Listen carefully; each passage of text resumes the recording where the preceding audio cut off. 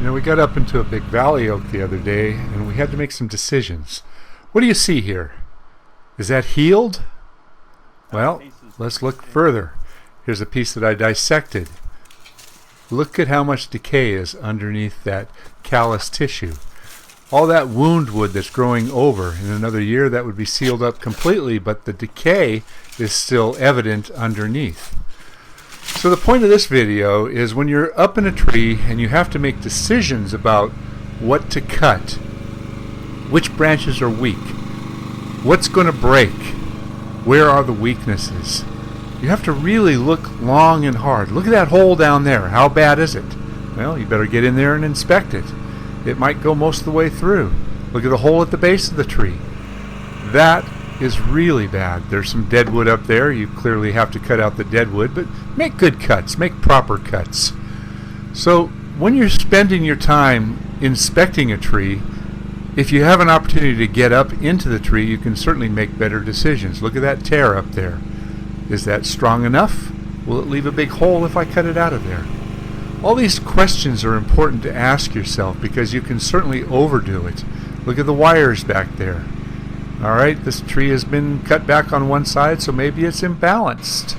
Maybe there's some problems from too much weight on one side because the power company's been cutting it back. Look at all the little defects and start adding them up. Sometimes these defects create long columns of decay that'll go all the way through the wood. Know the tree that you're working on. Know its strengths and its weaknesses. What's normal on a tree that you're working on. In this one, it's a Quercus lobata. It's a valley oak. They're kind of quirky trees. They get all kind of irregular in shape. The branches kind of go up and down and twist, and that's fairly normal.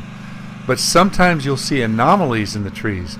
Now look at this. The branch goes up straight, and then it takes a pretty prominent bend. Is that a weakness? Is it cracking there? Do we need to take some weight off out here?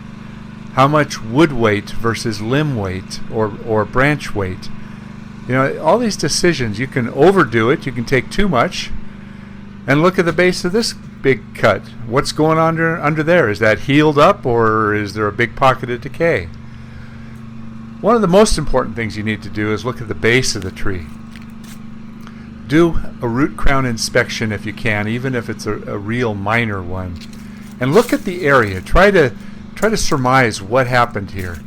This is clearly an area where there's been some grade added. You can see how the tree goes abruptly into the ground. There's not much of a root flare there.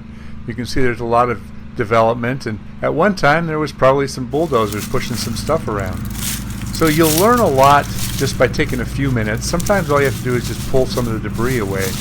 Sometimes it'll expose hidden hazards. Sometimes it'll show areas of mycelium or problems that help you to make a better decision. Well, thanks for watching, and please subscribe.